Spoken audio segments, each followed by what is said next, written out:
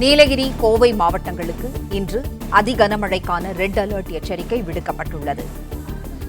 நீலகிரி மற்றும் கோவை மாவட்டங்களுக்கு இன்று அதிகனமழைக்கான ரெட் அலர்ட் எச்சரிக்கை விடுக்கப்பட்டுள்ளது. தேனி, தென்காசி, நெல்லை, குமரி மாவட்டங்களுக்கு இன்று மிக கனமழைக்கான ஆரஞ்சு அலர்ட் எச்சரிக்கை விடுக்கப்பட்டுள்ளது.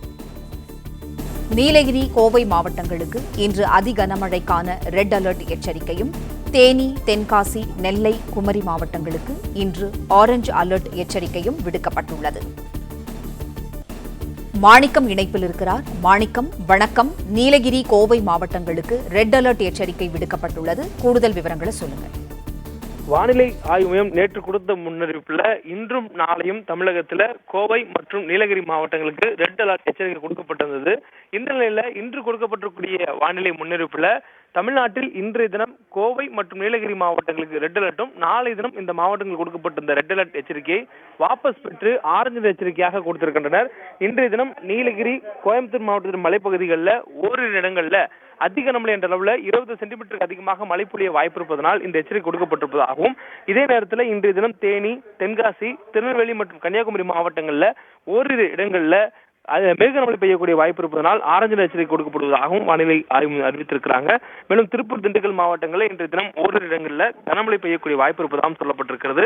நாளைய தினம் நீலகிரி, தேனி, தென்காசி, கன்னியாகுமரி, திருநெல்வேலி மற்றும் கோயம்புத்தூர் மாவட்டங்களுடைய மலைப்பகுதிகளில் ஓரிரு இடங்களில் 20 சென்டிமீட்டருக்கு வரையிலுமான மழை பெய்யக்கூடிய வாய்ப்பு இருப்பதனால் மிக கனமழைக்கான ஆரஞ்சு எச்சரிக்கையானது நாளை தினம் இந்த மாவட்டங்கள் கொடுக்கப்பட்டிருக்கிறது. திருப்பூர், திண்டுக்கல் மாவட்டங்கள் நாளை தினமும் கனமழை தொடரக்கூடிய வாய்ப்பு இருப்பதாக வானிலை ஆய்வு மையத்துடைய அறிவிப்புல தெரிவித்திருக்கிறாங்க.